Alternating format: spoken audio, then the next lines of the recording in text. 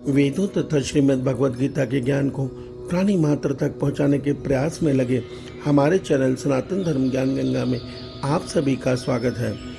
मेरे प्यारे कृष्ण भक्तों, आप सभी को जय श्री कृष्ण। मेरे प्यारे कृष्ण भक्तों, सनातन धर्म ज्ञान गंगा चैनल के आज की वीडियो में हम लोग श्रीमद् भगवद गीता के अध्याय 13 के श्लोक 11 को भगवान श्री कृष्ण जी की कृपा से सरल रूप में सुनने और समझने का प्रयास करेंगे। जय श्री कृष्ण। अध्यात्मज्ञाननित्यत्वं तत्त्वज्ञानार्थदर्शनम् एतज्ज्ञानमिति प्रोक्तम् अज्ञानं यदतोऽन्यथा। मेरे प्यारे कृष्ण भक्तों, श्रीमद् भगवद गीता के अध्याय 13 के श्लोक 11 में भगवान श्री कृष्ण जी अर्जुन के माध्यम से हम सब मनुष्यों को सच्चे ज्ञान की परिभाषा बताते हुए बोल रहे हैं। हे अर्जुन, अध्यात्म ज्ञान में नित्य स्थिति और तत्व ज्ञान के अर्थ में परमात्मा को ही देखना, यह सब ज्ञान है, और जो कुछ भी इसके विपरीत है वह सब कुछ अज्ञान है। मेरे प्यारे कृष्ण भक्तों, आइए आज के इस श्लोक को हम थोड़ा सरल रूप में सुनने और समझने का प्रयास करें। जय श्री कृष्ण। मेरे प्यारे कृष्ण भक्तों, श्रीमद् भगवद गीता के अध्याय 13 में भगवान श्री कृष्ण जी ने इस जड़ चेतन संसार को दो रूपों में बांट दिया, अर्थात हर प्राणी का क्षेत्र उसका शरीर, क्षेत्रज्ञ अर्थात उसकी आत्मा।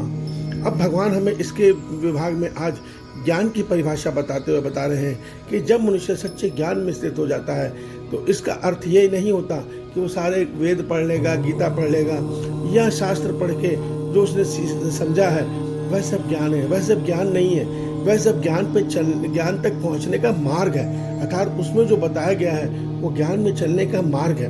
और जब उस ज्ञान के मार्ग को सुनकर समझकर मनन करते हुए साधक जब अध्यात्म मार्ग पर चलता है तो वो एक दिन आत्म अनुभव अर्थात आत्म साक्षात्कार की सिद्धि में पहुंचता है। उस अवस्था में वो साधक इस संसार में एक सत्य देखता है कि एक आत्मा अर्थात ब्रह्म के अतिरिक्त इस संसार में और कुछ है ही नहीं, अर्थात सर्वम खलविदम ब्रह्म, सब कुछ ब्रह्म ही है। इस सत्य को देखना ही, इस सत्य को अनुभव करना ही भगवान कह रहे हैं ज्ञान है। और पर ब्रह्म परमात्मा से ये सब उत्पन्न होते हैं और उन्हीं में लीन होते हैं। इस सत्य को समझना ही तत्व ज्ञान है।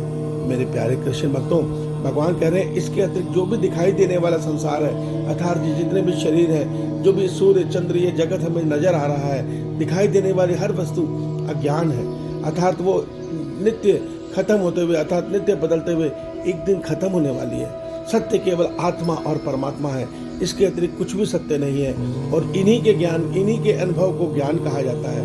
जब तक मनुष्य संसार बोध में रहता है और शरीर बोध में रहता है, अर्थात वो संसार के प्राणी को भिन्न भिन्न रूप में भिन्न भिन्न गुण दोष वाला देखता है, राग देश में फंसा रहता है। ये अच्छा आदमी है, ये बुरा आदमी है, यह मेरा प्रिय है, ये मेरा अप्रिय है, इसके अंदर गुण है, इसके अंदर अवगुण है। ये सब अज्ञान है। अर्थात वास्तव में ये जो शरीर है ये परमात्मा की प्रकृति ने सबको प्रारब्ध के अनुसार दिए हैं, और ये जो अच्छाई और बुराई के अवगुण और अवगुण पैदा हो रहे हैं ये सब परमात्मा की त्रिगुणात्मक प्रकृति अर्थात सत्य रज तम का खेल चल रहा है। आत्म रूप में सब एक समान है। भगवान हमें यही सत्य बता रहे हैं, और उस आत्मज्ञान तक पहुँचने के लिए भगवान ने श्रीमद् भगवद गीता के अध्याय 13 के श्लोक 7, 8, 9, 10 में हमें मार्ग बताया है कि इन गुणों को जीवन में धारण करके इस मार्ग पर चलकर मनुष्य आत्मज्ञान की अवस्था तक अर्थात आत्म साक्षात्कार अवस्था तक पहुंच सकता है।